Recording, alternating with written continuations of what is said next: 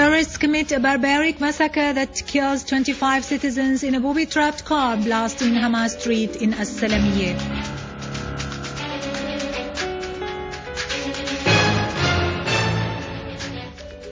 The former commander-in-chief of the Russian Air Forces says the deployment of Patriot batteries near Syrian-Turkish borders is an act directed against Russia.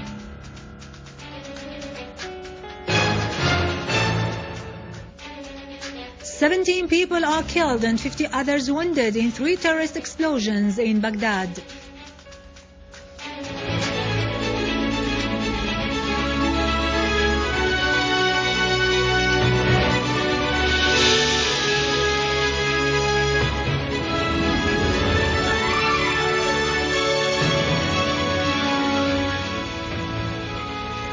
Good afternoon and welcome to our news for today. A suicide bomber yesterday detonated a booby-trapped car full of explosives in Hamas Street in the center of As-Salamiyeh, killing and injuring several citizens. The terrorist blast claimed the 5 of 25 people and wounded others, including women and children, some of whom are in a serious condition. Huge material damage was inflicted on the place, particularly As-Salamiyeh National Hospital, thus obstructing the rescue operation of the wounded. The Forum for Syria, along with members of the Syrian community in Hungary, condemned the terrorist attack which targeted As-Salamiyeh town. Members of the Forum stressed that the terrorist attack reveals the barbaric nature of the terrorists and their unmistakable affiliation with foreign agendas which seek to destroy Syria's stability. A unit of the Syrian Arab Army, in cooperation with the guards of the gas station in Mount Ashair, has faced a terrorist group on the road to Palmyra that was trying to attack the station. The clashes resulted in the killing and injuring of a number of terrorists. Another army unit destroyed 5 vehicles southeast of Palmyra, killing the terrorists there. Our armed forces also pursued a number of terrorists in Ibel, Al-Haydariyeh, Al-Buwaida and Sakhr in Homs countryside, killing and injuring many of them and destroying their equipment. Head of the International Relations Committee at the Russian Federal Council, Mr. Mikhail Margilov, has reiterated Russia's stand that calls for negotiations between the Syrian government and the opposition without foreign intervention, while the USA and the West insist on their call for changing the regime, adding that this keeps the differences between Moscow and Washington over the Syrian crisis. Margilov pointed out that the deterioration of the crisis would undermine stability not only in Syria, but in a region that extends from Morocco till Iran, as well as to the Russian and Chinese borders. On his part, former Commander-in-Chief of the Russian Air Forces, Anatoly Koronkov, has warned that the deployment of Patriot missiles near Syrian-Turkish borders is an act that is directed against the Commonwealth of Independent States as well as the member countries of the Collective Security Treaty Organization. This means, he added, that it is directed in the first place against Russia more than against Syria, because the borders are near and Azerbaijan is Turkey's ally. Therefore, they can shell Armenia easily and with extreme precision if they install the missiles on neighboring mountains. On the other side, members of the Turkish Communist Party demonstrated in Iskenderun port protesting the arrival of Patriot missiles at the port, expressing rejection of deploying these missile batteries on the Turkish territory. Members of the Turkish Communist Party protested in front of the port entrance to prevent the vehicles from going outside. Then they were able to enter the port despite attempts by the Turkish police to stop them. Protesters shouted slogans denouncing the NATO and the deployment of missiles, and also against US President Barack Obama and Turkish Prime Minister Recep Tayyip Erdogan. Spokesman for the Central Committee of the Turkish Communist Party, Erkan Baş, addressed the protesters, saying that the Turkish Council of the Nation didn't discuss the decision to deploy Patriot missiles or foreign forces on the Turkish land, pointing out that the Turkish people will not be a partner in implementing this decision and will prevent the occupation forces from entering his country. Mr. Baş added that the sultans of the Ottoman Empire allowed their country to be occupied by bringing foreign forces, while the Turkish people were against this occupation, referring to the decision by the ruling government of the Justice and Development Party to open the gate in front of NATO.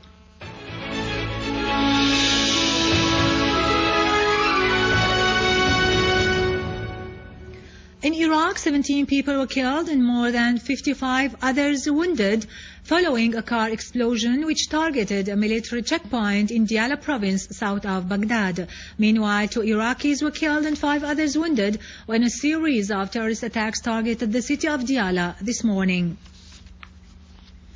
In Egypt, the National Salvation Front called for massive demonstrations at the Tahrir Square next Friday to realize what it called the interests of the people. The front said in a statement that the demonstrators seek to prevent the Muslim Brotherhood from assuming full control of the state. The front pointed out that the current Islamist political regime has committed deadly mistakes, calling for forming a new constitution which fulfills the people's aspirations for justice and social equality.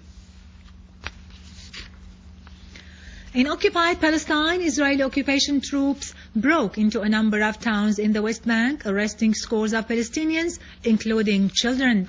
Occupation troops used tear gas and sound bombs against a number of residential neighborhoods and set up military barricades at several main entrances to block the movement of Palestinians inside their own villages and towns.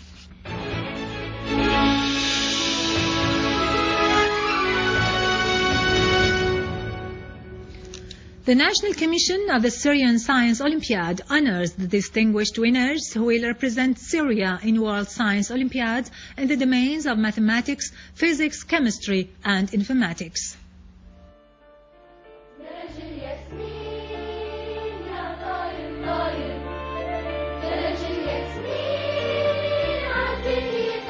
The National Commission of the Syrian Science Olympiad has concluded its final tests intended to determine the winners in the scientific competitions. The festivity was held at Al Asad Library, where the results of the first 10 distinguished winners in maths, physics, chemistry and informatics were declared. The winners would be representing Syria in World Science Olympiads. The students who have excelled in the tests expressed their happiness over this honoring and voiced their hope to hoist Syria's flag in international competitions and get golden medals. The central final scientific tests of the Syrian Science Olympiad had kicked off at Dama Rose Hotel in Damascus yesterday with the participation of 293 young men and women from all governorates. The Syrian Science Olympiad is a strategic national project that looks for distinguished students with a view of developing their skills in the various scientific specializations through competitions, training and rehabilitation. With this, we end our news for today. Thank you for watching. For more news about Syria and the region and to view this bulletin again, you can always visit our website in English, syriaonline.sy. Now to latest business and market news with Nariman Qassam after a short break.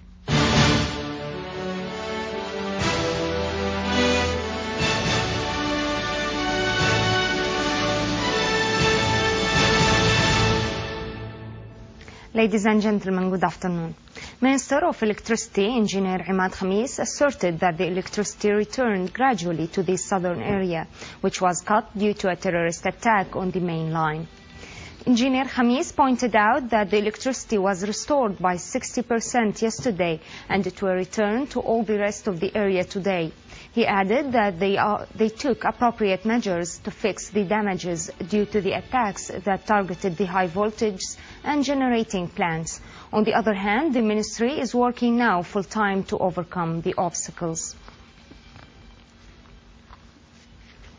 Deputy Minister of Domestic Trade denied any increasing in the prices of materials and goods, particularly flour and gasoline, adding that the new prices are adjusted up to or down every year according to the season, except for the diesel, which is increased 10 Syrian pounds, while other materials remained relatively unchanged.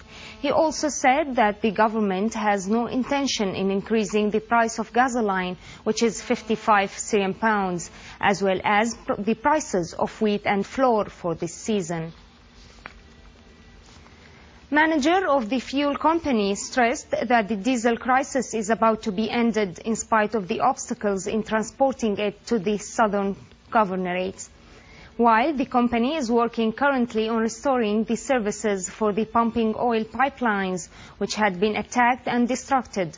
He also indicated that citizens shall feel the improvement in delivering diesel to their homes during the next weeks, as 50 to 60% was already delivered, showing that the local production, in light of the economic sanctions, covers between 60 to 65% of consumption during the current circumstances, and they are relying on the refineries of Banyas and Homs.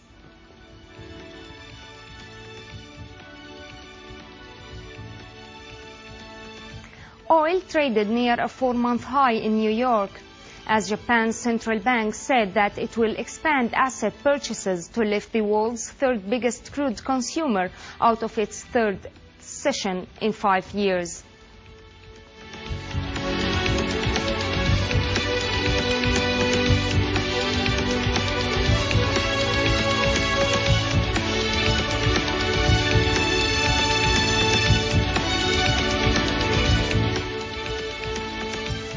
European shares fell as the Dutch bank tumbled on speculations that it may cut its profit guidance, while investors awaited a report on the U.S. house sales. Asian stocks outside Japan climbed, while the Nikkei index dropped for a second day as the yen gained after the Bank of Japan said that it will wait until the next year to start open-ended asset purchases, following up a 2% inflation target.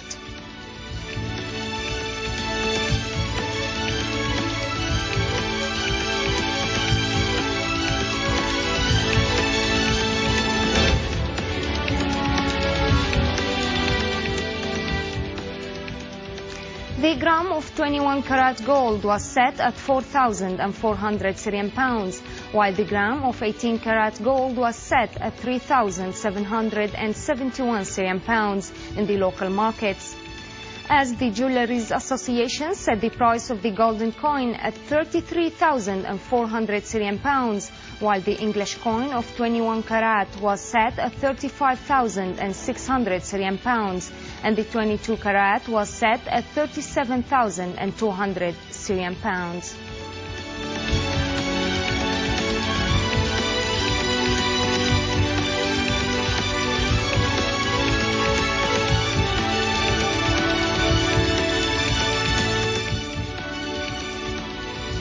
The yen rallied from its nearest weakest level in more than 2 years and a half after investors' disappointment, who expected bolder action now. On the other hand, the Japanese currency advanced against 14 of its 16 major counterparts. On the other hand, the euro gained against the US dollar, halting a 2-day drop, ahead of German data forecast to show an improvement in the economic sentiment.